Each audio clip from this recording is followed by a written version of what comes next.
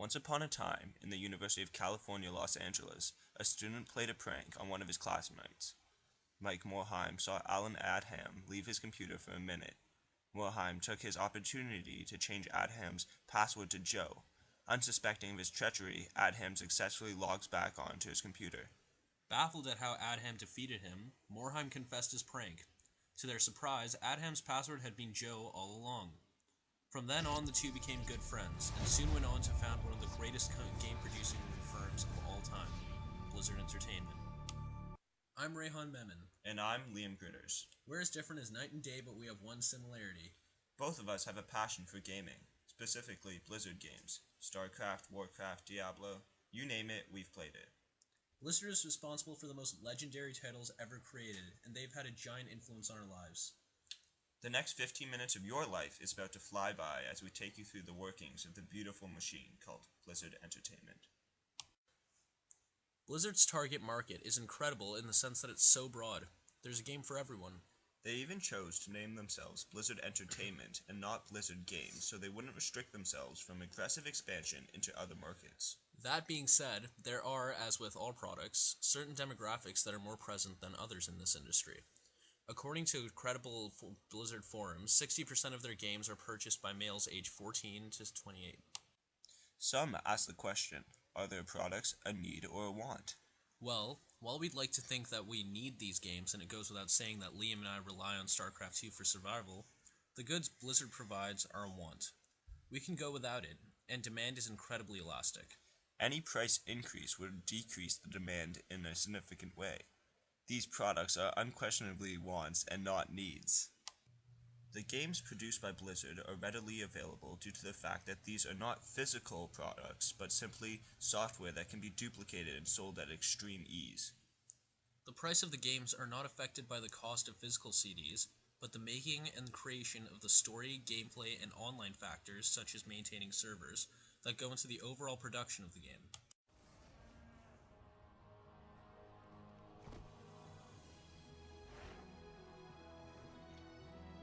There are many complicated factors that affect consumer demand when it comes to Blizzard.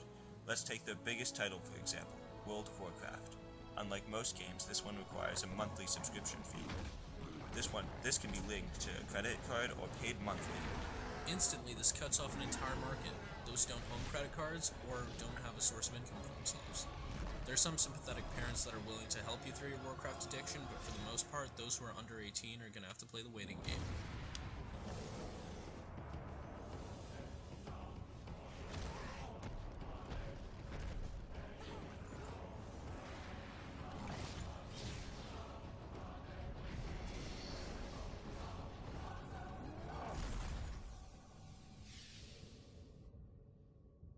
While Blizzard does dominate the gaming industry, raking in over $1 billion a year off World of Warcraft subscriptions alone, this isn't a monopoly. No, unfortunately, worthy competitors such as ArenaNet and Riot Games have a fair amount of market share by making their games free to play and only charging for additional items. This market can only be defined as an oligopoly. Look at this structure as a solar system, with these smaller planets revolving around the sun that is Blizzard Entertainment. According to the statistics given by IGN.com, Blizzard has managed to rake in a net income of $1.08 billion in 2011 and $1.149 billion in 2012, with a revenue of $4.856 billion. With the total revenue of the gaming industry globally being around 30 to 40 billion yearly, trumping the movie industry and tying the music industry, Blizzard theoretically owns 1/7 of the gaming world, proving their oligopolistic power in this evolving industry. the revenue of the massive gaming company is broken down into the operating income, shareholders' expenses, and net income. The operating expenses are then divided into the smaller group teams that develop the games, and a small share into the physical production. In addition, like every company, Blizzard invests into their image by advertising, reaching out to the gaming community through the internet, events like BlizzCon, and esports, which we will later elaborate on. Each of the game series produced by Blizzard, Diablo, StarCraft, and Warcraft, all go through extensive production processes. An idea for the story and gameplay are created, followed by team input, which leads to pitching the idea.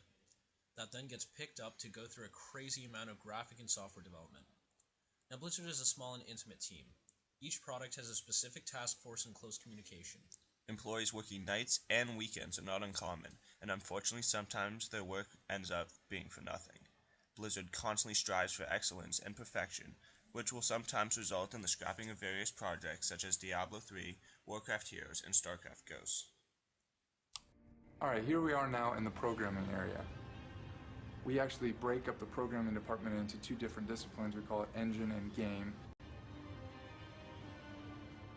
There's a lot of back-end work that you don't see in the final game on the tools side of things. Like our whole build pipeline, we have servers dedicated to building the game and servers dedicated to testing the game and making sure that we get reports if anything breaks at any time. How many models, how many missiles you got, how much each costs, how many polygons, how many lights, how heavy is each light, how many shadows do they cast, and everywhere we try to make it so it has to be pretty smooth, so there's no one part of it that's going to bring the whole system down. This long process of product development can only be described as labor-intensive. No two products Blizzard releases are the same, making each task far from cookie-cutter. Machines such as programming computers and disk burners aid in the production of these games, but for the most part, there is no factory line or sweatshop behind Blizzard Entertainment. The need for them is very low, as for the most part, their games are purchased and downloaded online. This type of labor is incredibly specialized. Blizzard is a small team of the world's best and brightest. They all sought out higher education in areas like finance or programming that specifically suit the role that they play in the firm. The employees at Blizzard are by no means low-skilled. Now, the awesome thing to think about when analyzing Blizzard's economics is that supply is limitless for the most part. According to Blizzard's annual consumer report, since the release of their website Battle.net, Blizzard has sold 85% of their games through digital download. This means that the need for Blizzard to satisfy consumer demand through physical copies of their games is very low. This being the case, production of these games in box sets is a fraction of their actual sales, and therefore barely affects supply. This means marginal cost is basically non-existent. Surpluses and shortages are impossible scenarios for this firm. This firm can only be described as supply inelastic. But for the few copies that do need to be produced, they are done so at Blizzard headquarters in Irvine, California. Now, as far as grueling creative process goes, game production teams are scattered all over the world, all representing the firm in different countries. However, Blizzard likes to keep in close communication with their teams. In fact, the team responsible for Diablo 3, a project that got scrapped, called Blizzard North, was actually moved to Irvine, California because the firm wanted to be more watchful of their employees' work. This move to the same area led to lower costs for sending hard copy data between locations, and got rid of government regulations that were increasing opportunity cost in Redwood City. As we have said before, 85% of copies are sold digitally. The effect Blizzard has on the environment is minuscule at best. The effect it has on its parent company, Vivendi, however, is shocking. Hold up, Blizzard has a parent company? Here it goes. Well, in 1994, the young upcomer Blizzard had been acquired by Davidson & Associates, which was later bought out by CUCU International, which later merged with HFS Corporation to become Senate, but when it was found guilty of accounting fraud, it sold off its entertainment division to a French company, Habis, which was bought by Vivendi, which then in 2007 merged with Juggernaut Activision in return for a majority holding in the ensuing company. While Blizzard does manage to make Vivendi a lot of money and has given them a great reputation, Blizzard, well, has driven them nuts. The opportunity cost they've charged Vivendi with by scrapping many projects that their parent company has funded. Regardless, they support Blizzard's constant need for perfection. Blizzard has completely redefined the gaming industry. Now, whether or not it's a positive or negative influence on society is all a matter of opinion.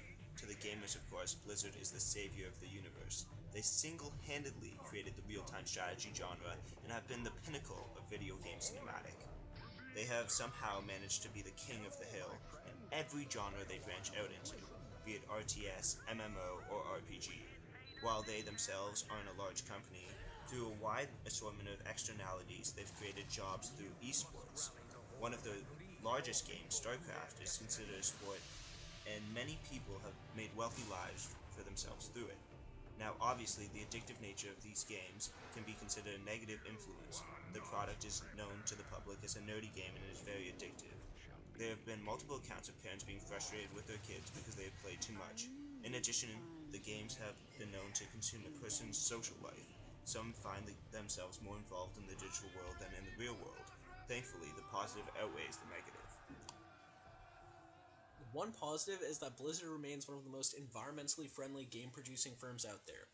It dumps tons of money into advertising digital download, even offering discounts on online purchasing over physical copies.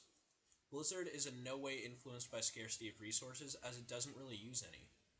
Nope, the only resource that fuels Blizzard Entertainment is their passion for games. Tonight we're here to celebrate the midnight launch of Cataclysm in Orange County near the Blizzard headquarters. Everyone is out here in the freezing cold because they're just so excited.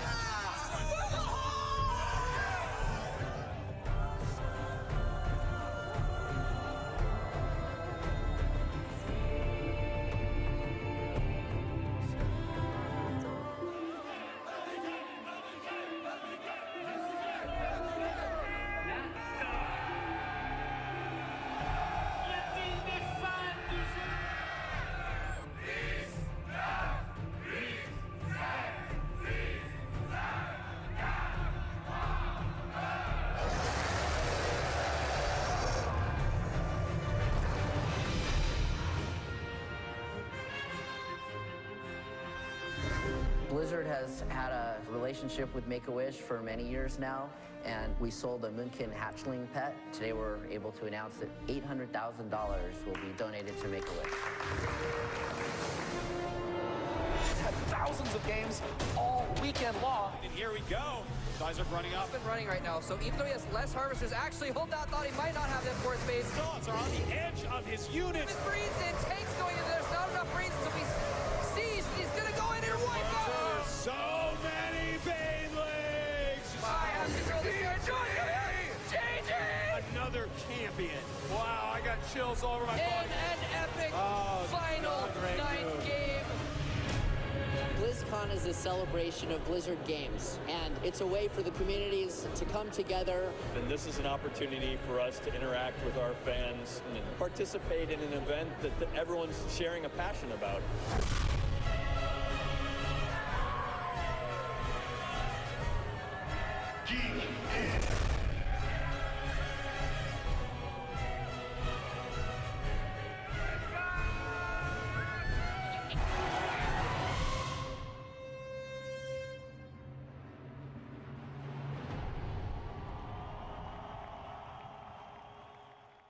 But being this passionate and active in the gaming community comes with certain responsibilities.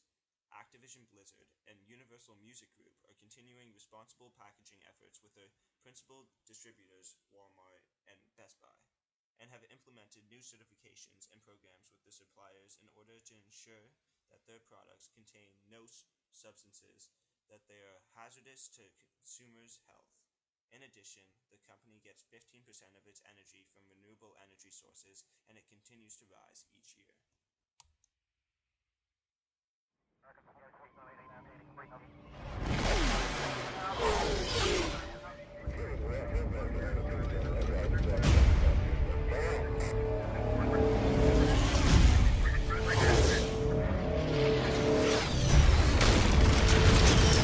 I am the swarm.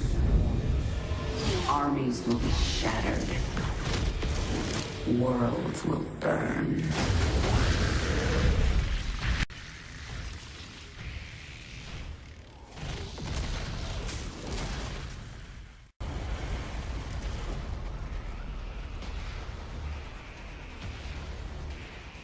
For I am the queen of Blade.